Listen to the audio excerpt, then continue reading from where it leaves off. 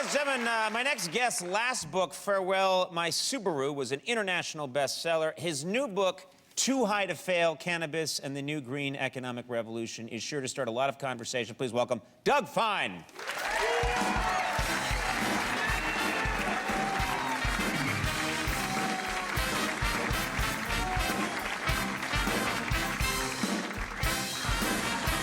Now, Doug, a lot to talk about here. You believe passionately that legalizing cannabis, you don't like to say marijuana, you think it's a little divisive. You like to just say cannabis, the medical term. You believe legalizing cannabis and taxing it like alcohol would actually help us, United States, get out of the debt crisis that we're in right now. Do you believe that, seriously? I really do. There's precedent for it. Before alcohol prohibition, sometimes, at times, 70% of U.S. federal revenue came from alcohol, for better or for worse. So we could see the same thing with cannabis, plus the drug wars. 40 years in, $1 trillion of our tax money, and, I mean, as far as affecting supply, let's just look at this audience. It's like a Willie Nelson tour bus out here, so... It's not really true. Only about 4 people in the audience responded to that. Everyone else is on something else. I get more of a pill crowd. But this is interesting. You think the amounts of money that you think are involved here are enormous. We're talking about enormous revenue could be generated. Revenue that would change the stakes for the United States, fiscally. Oh, yeah. So I looked at one particular county that basically just called it off, declared the drug war done, Mendocino County, Northern California. Mendocino, right. They just admitted what was already there, and America continued, and they raised $600,000 in 1 year and saved. So what did they do? Well, explain how it worked. What Mendocino did is the local sheriff, just on his own, pretty much said, you know what, we're not going to fight this anymore, we're going to control it. The Board of Supervisors passed a law that the sheriff endorsed as a way of raising revenue in a fiscally strapped county, and they saved 7 jobs, and $6 billion is the estimated annual revenue from the county from this crop. It's also America's #1 cash crop, but in this county, the legal crop... It's America's #1 cash crop? More than corn and soy combined. So let's get that into the tax base. You're saying that, I can't believe that it's more than corn and soy combined. It really is, yeah. And that's, you know, before anybody can grow it openly. So, in How do I know this is all real? What if you're just high right now? I did visit more than there are stars in the sky. Are you sure? Yeah, I'm sure.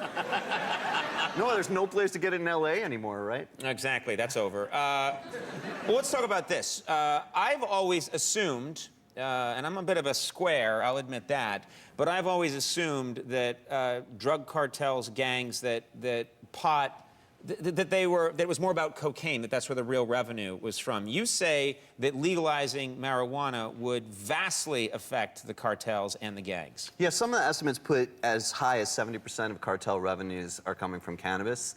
And so knock that out and transfer that to the legitimate American economy, put farmers back into the fields. It could truly be a real boon to the economy, for sure. Okay, so you're saying overnight the drug cartels would be immobilized, practically? You know, I don't know about overnight. It's kind of hard to prognosticate, but if you look at history and alcohol prohibition, there's not so many bootleggers anymore, you know. Yeah, it's true. And when there are, you just feel sorry for them.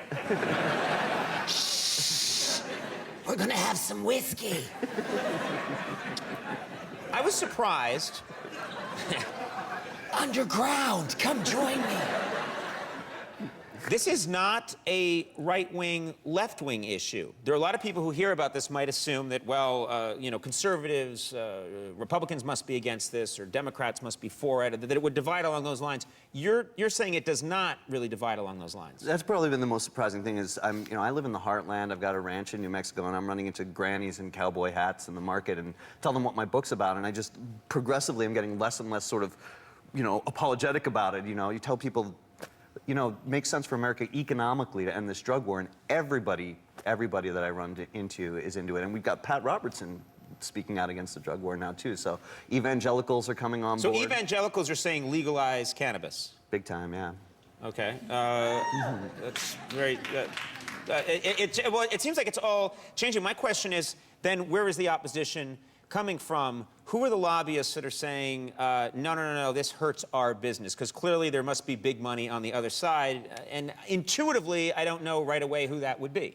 You know, so a lot of it, I think, is inertia, Conan. It's like you've got this billions of dollars of our taxes going every year, like $9 billion for just domestic enforcement, unenforceable drug laws. Right. And a lot of jobs are dependent on it. You've got private prison industries, and you've got pharmaceutical companies that might be threatened by a less expensive pain alternative. So I think... Really, pharmaceutical companies don't want people smoking pot. They want them, like, no, Aleve or whatever is better. You know, I shouldn't mention an actual product, I'm sure. Might be a sponsor. But let's just say there were a pill like Aleve. You have companies, pharmaceutical companies, that say, no, we really don't want anyone smoking pot because we want to be able to sell them a pill that gives them the same... Well, first of all, I can't believe we've gotten this far into the segment without this studio exploding. That we're being allowed to talk about this on national television, I think, might be a sign that America is ready for the drug war to be. Is America ready for the drug war to be over? Again, that was more than 4 people. Again, these people are very biased. Do you ever feel like legalizing pot, cannabis, whatever, would be easier if the strains of marijuana had more sensible names?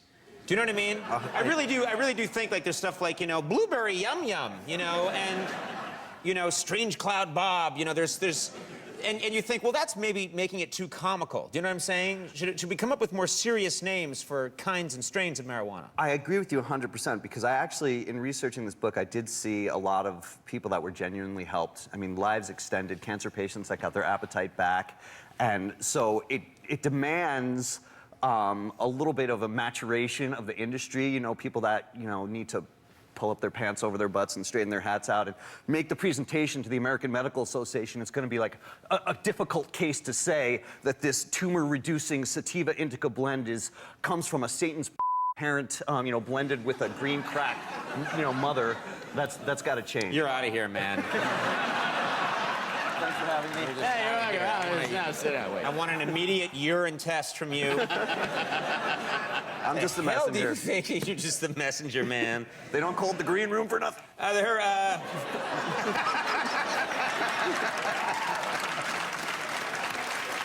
curious, this is my own question, but are there places, you know the way wine growers there's perfect places in the country to grow wine where the soil and the climate is just right? Is that true of marijuana as well? Are there certain places where a real purist is like, oh, you really want to get up there to the hills of Oregon?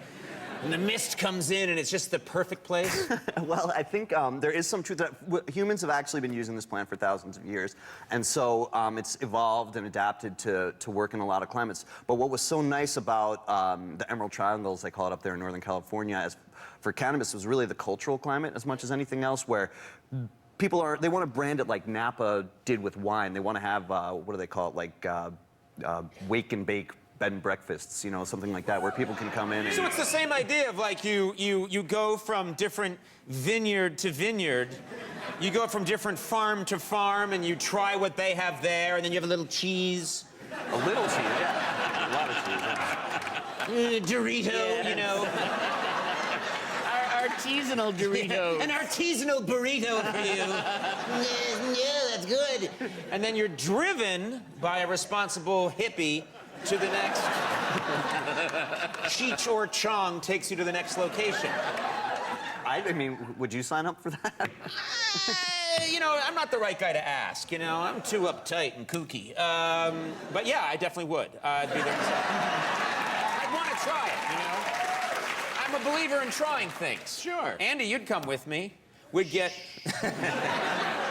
Oh, man, Andy would lead the way.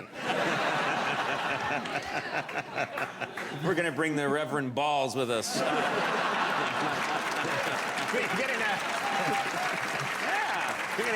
We're gonna get a VW bus. And the 4 of us are gonna drive up there. Come on, Reverend. Come on, Reverend. Put on your elephant thong. Let's go. Well, I don't know what we learned, but... And anyone who would really care about this issue is already forgetting that we talked about this. Don't say that. They talked about something. I was interested, and now I can't remember. Too High to Fail is available everywhere August 2nd, or you can visit www.dougfine.com. And this is a fascinating conversation. Thanks for being here. Great job. Yeah. Doug Fine, everybody.